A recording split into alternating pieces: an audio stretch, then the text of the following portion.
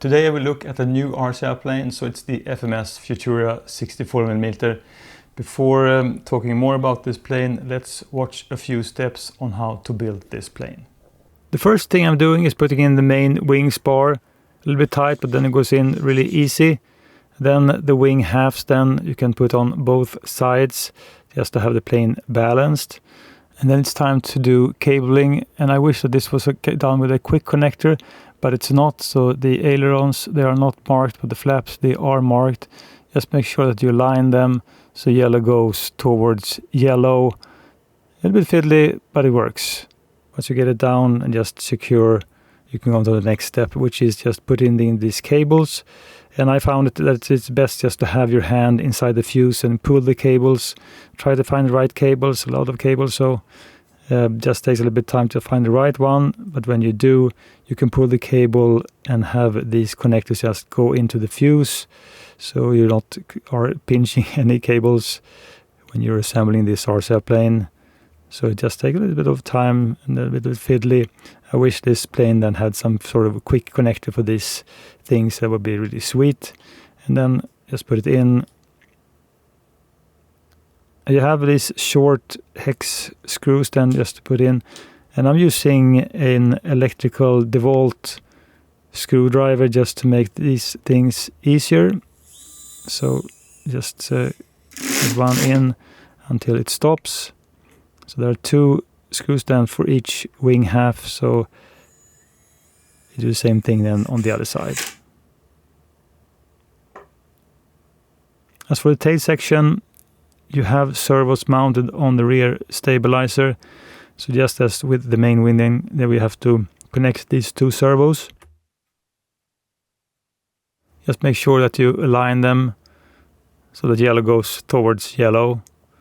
And then you can pull these cables just to have these connectors going in so they are not pinched anywhere. Just pull them until these connectors are just fitting in this groove.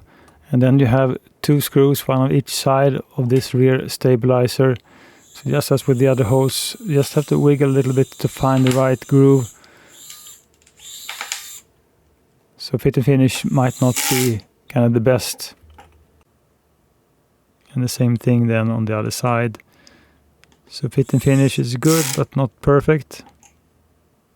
Then as for the rudder piece, then one servo, just align it and connect it and make sure that it's really locked in place. And then put in these cables so they are not pinched. So in general, this cable fiddling is the least enjoyable thing then about putting this plane together. Once you're done, just put this one in. And then you have three screws to secure it. So there is one on the front.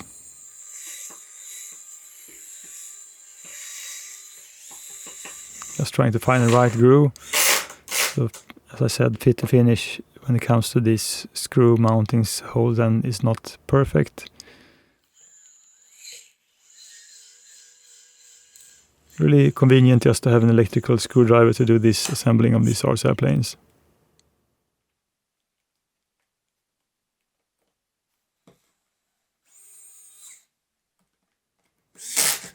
Takes a little bit of fiddling. Once you find the right groove, it goes in really easy.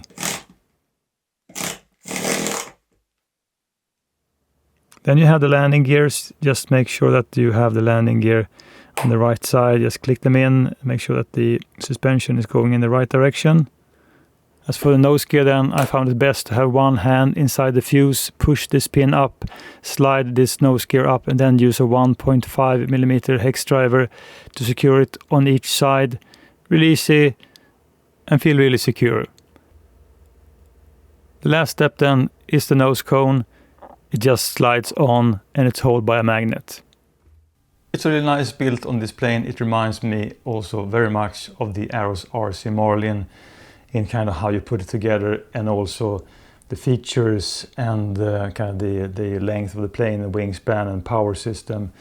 The real thing then is of course the paint job. This one, it looks so much better and more visible, and then you have springs on all the landing gears, which is just a fantastic feature and the reason why I purchased this plane. So let's go outside then and fly this Futura.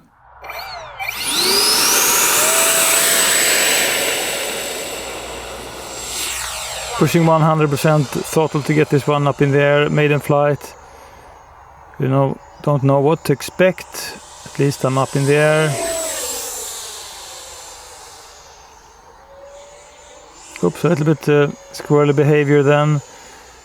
Something, I mean, if you really want to try a maneuver like I did there, and fly this one more like any other plane, then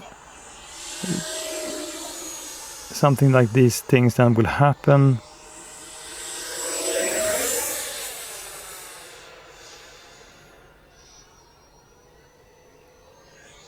I mean, probably you shouldn't treat this and do tight maneuvers as you do with your favorite aerobatic bush plane or symmetrical wing plane, or low wing plane for that matter. So EDF planes then are more like a rocket, just keep up speed and treat them a little bit more gentle, and then they will behave good. Nice, really nice EDF sound, and maybe not as dark and cool as 70 or 80mm fan, but still okay. And it's always exciting to fly EDF planes just because you have this fan blade noise, then this swooshing noise. But it's really easy to move this plane around. Just as long as I move the sticks quite gentle, it behaves really well. Okay, so right, once more, kind of I just went over the top and flipped it over. A little bit of a odd behavior. Landing flaps. No ballooning with flaps. I think I have kind of the startup point of my model setup as the Arrows RC Marlin, as they are really similar in features and size. Slows down nice. I don't want to keep this plane too slow then. Just having like 30-40% throttle at least. So I'm going to make this flight short. Just line up. Almost no power, and I did drop a wing as expected. So next round of flights, then I just better have some a little bit of speed and throttle, and then this landing will be much better. But it's still a respectable, enjoying maiden flight.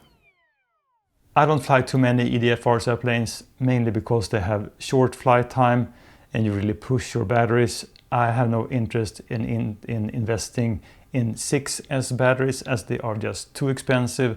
So I set the limit then for 4S 2200 milliamp batteries, and that's what I can do. I think that this plane handles really great, but you have, as I said, short flight time with the battery, which is, I mean, kind of the really downer.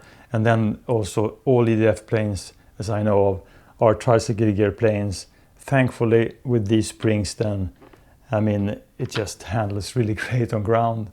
So that's a good thing.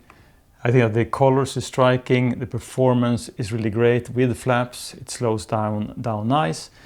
I also think that if you want to do nice landings, just have a really long runway. Maybe you want to have like, I don't know, 150 and 200 meters just to have a good approach and to get this plane down. And when it go down even on grass, then it really is smooth landing. When it comes to performance, as with all 64mm EDF planes running on 4S, they are not too powerful, so don't expect them to be kind of a speed demon. I think that the slow performance is really nice with flaps. And of course, when you get up to speed, it's quite speedy, but it's also really nice just to have lower speed, low flybys with this plane.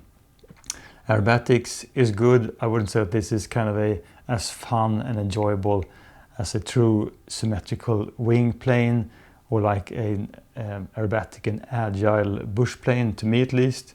But surely it's a nice kind of a break from our usual bush plane 1.2 meter flying. And this Futura then, I think it's certainly on the top ranking of all the RC airplanes I've tried, mainly because you have these spring landing gears, the color is nice, and it's a really docile and great flying plane. And you also have this nice EDF swooshing sound then from the blades.